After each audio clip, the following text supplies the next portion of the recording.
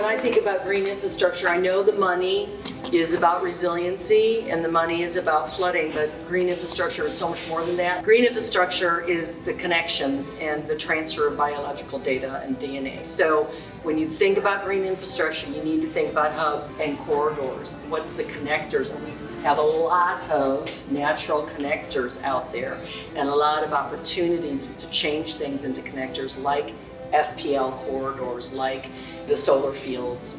We got huge canals. These canals can be such great connectors.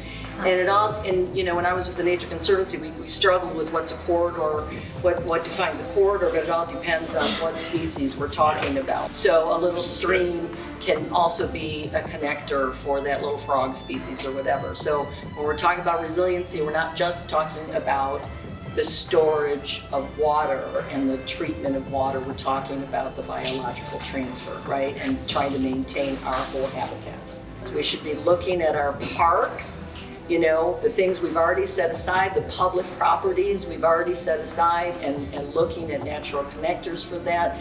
We need to be putting in our land development codes and our comp plans, everything about that. How can we retrofit these areas? Golf courses, we talked about retrofitting of golf courses. These are natural sponge areas. How can we make them more spongy?